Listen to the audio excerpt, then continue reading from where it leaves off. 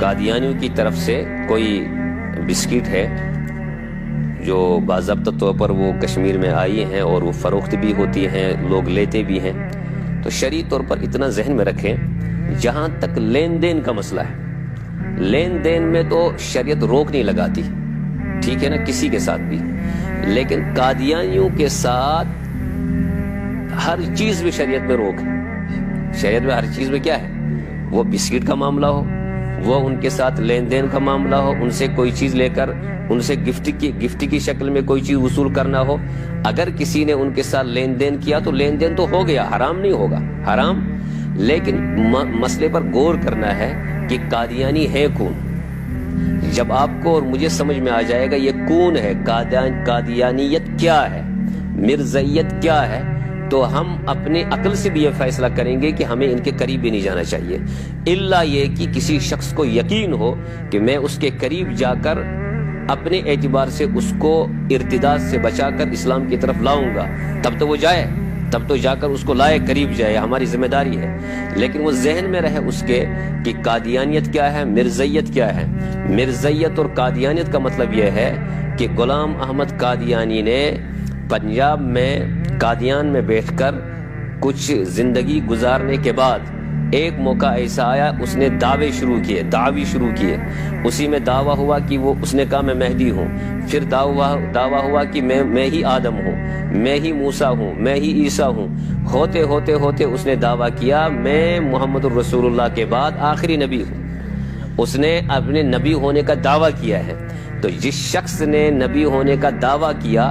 دعویٰ کرتے ہی وہ اسلام سے خارج ہو چکا ہے۔ نبی کریم علیہ السلام نے فرمایا میرے بعد کوئی نبی نہیں ہوگا، میرے بعد اگر کوئی آئے گی تو قیامت آئے گی، میرے بعد صرف قیامت ہوگی۔ اللہ تعالیٰ نے اعلان کیا کہ محمد الرسول اللہ صلی اللہ علیہ وسلم خاتم النبیین ہے، اللہ کا اعلان ہے کہ حضور خاتم النبیین ہے، حضور کا خود اعلان ہے کہ میرے بعد صرف قیامت آئے گی، میرے بعد کوئی نبی آنے والا۔ نبی علیہ السلام نے فرمایا کہ کچھ لوگ دجال ہوں گے جو نبوت کا دعویٰ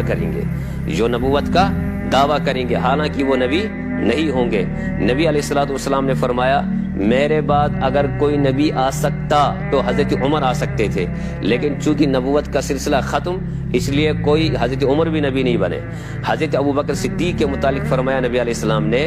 جو بھی کچھ اللہ نے میرے اندر ڈال دیا مجھے دیا، میں نے ابوبکر کے دل میں انڈیل دیا، سب کچھ حضور کا ابوبکر میں موجود ہے، مگر اس کے باوجود ابوبکر خلیفہ اول ہے، حضرت عمر خلیفہ ثانی، مگر نبی نہیں ہے۔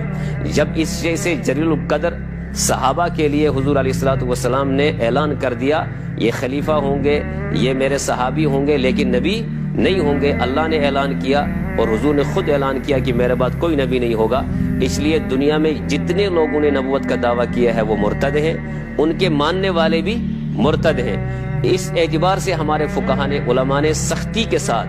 خاص کر امام ابو حنیفہ رحمۃ اللہ علیہ نے فرمایا نبوت کا دعویٰ کرنے والا مرتد، جو شخص اس سے دلیل مانگے گا وہ بھی مرتد ہو جائے گا، وہ بھی مرتد۔ اس لیے مرزائیت اور قادیانیت کا مطلب یہ ہے جو لوگ اس فکر کے حامل ہیں، جو لوگ غلام احمد قادیانی کے ماننے والے وہ اسلام سے خارج ہیں، ان کا ماننا، ان کے ساتھ رہنا، ان کے ساتھ بیٹھنا، ان کے ساتھ خوشی کے ساتھ ان کے ساتھ دوستیاں کرنا، ان کے ساتھ لین دین کرنا، اگر ان کی کوئی چیز بازار میں ہے اور وہ اپنی طرف سے لوگوں تک پہنچاتے ہیں اور لوگ اس کو خریدتے ہیں، وہ فروخت کرتے ہیں، لوگ خوشی اس سے لیتے ہیں، شریعت اس کی اجازت بالکل نہیں دیتی۔ یہ کشمیر میں ہو، یہ پوری دنیا کے کسی بھی کونے میں ہو، تمام علماء کا متفقہ فیصلہ ہے کہ قادیانیوں کے ساتھ لین دین کی اس لیے گنجائش نہیں ہے چونکہ انہوں نے محمد الرسول اللہ کے ساتھ بے حرمتی کی ہے، اللہ کے رسول علیہ السلام کی ذات کے ساتھ زیادتی کی ہے، اور انہوں نے بے انتہا اسلام کے ساتھ بھی زیادتی کی، حضور کے ساتھ زیادتی کی۔ ایسے لوگوں کے ساتھ لین دین، ایسے لوگوں کے ساتھ دوستی، ایسے لوگوں کے ساتھ تعلقات کا کیا مطلب ہے؟ شریعت میں اس کی اجازت نہیں ہے۔ لین دین اگر کسی نے کیا ہے وہ حرام تو نہیں ہوگا، لیکن آئندہ یہ طے کرے کہ مجھے ایسے لوگوں کے ساتھ لین دین،